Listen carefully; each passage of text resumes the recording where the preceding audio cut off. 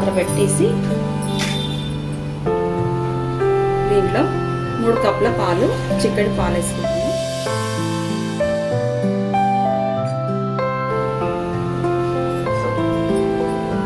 పాలు కాస్త వేడేలోపు మనం మసాలా ప్రిపేర్ చేసుకుందాం. మసాలా దంచి తీసుకున్నాం. దీంట్లో ఇలాచీ, అలాగే దాల్చిన చెక్క దంచుకొని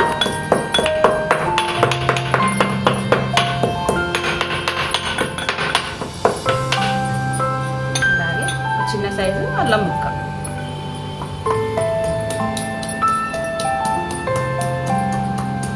మరీ పేస్ట్ అవసరం లేదు, కాస్త మెతుకుడు చాలు.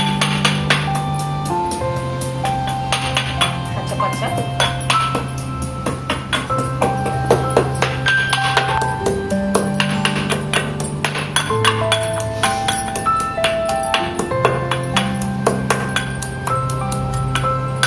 అయిపోయిందండి. ఇది మనం టీ వేసుకుంటాం.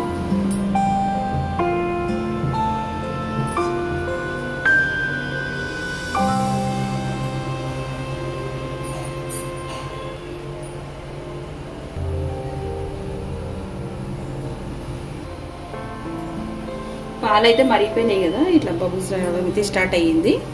మంట స్లోగా పెట్టుకోవాలి. పెట్టుకొని 2 టీ స్పూన్ చక్కెర,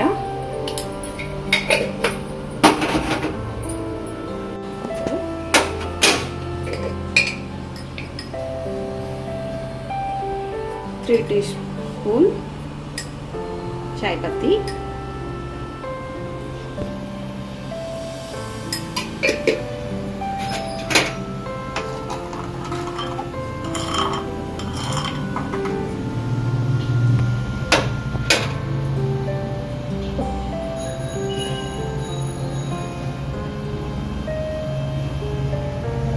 ఇప్పుడు అల్లం, దాల్చిన చెక్క, ఇలాచీ మసాలా వేసుకుందాం.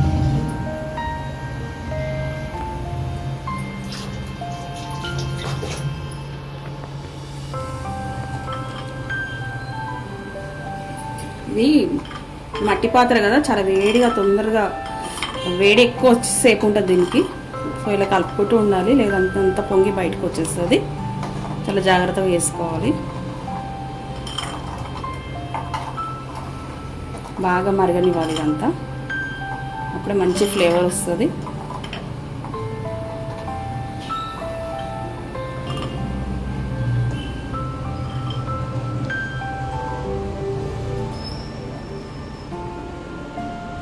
మరుగుతుంది కదా, స్లోగా పెట్టుకొని బాగా మరిగించుకుందాం.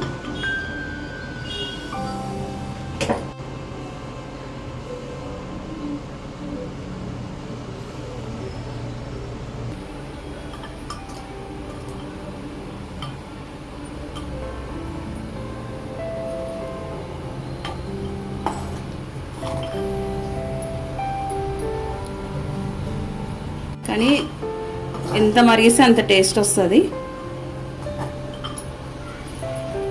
మసాలా కూడా చూసేసుకోవాలి, ఎక్కువైనా చాలా ఘాటుగా ఉంటుంది ఎక్కువైతే. ఇప్పుడు వర్షాకాలం కాబట్టి ఇలాంటి మసాలా టీ తాగితే ఆ ఫ్లేవర్ చాలా బాగుంటుంది.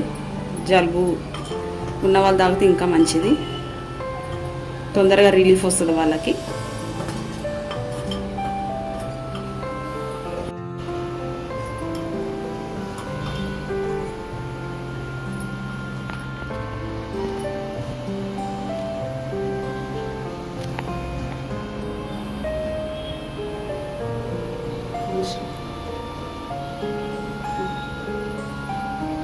సో టీ అయితే రెడీ అయిపోయిందండి.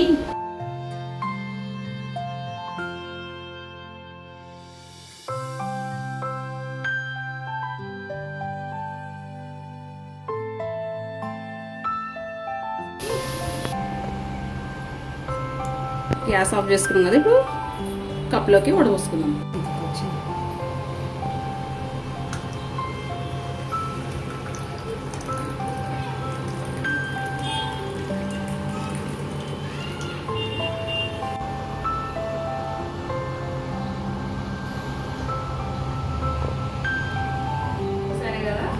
మట్టి పాత్రలో మసాలా చాయ్ రెడీ.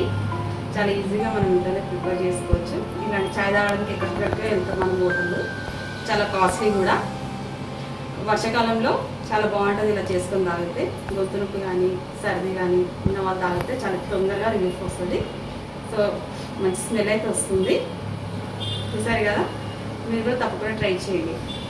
ఎలా వచ్చిందో నాకు కామెంట్ చేయండి. నా వీడియో కనుక మీకు నచ్చినట్టయితే లైక్ చేయండి, షేర్ చేయండి, సబ్స్క్రైబ్ చేయండి. మరో కొత్త రెసిపీతో మళ్ళీ ముందుంటాను.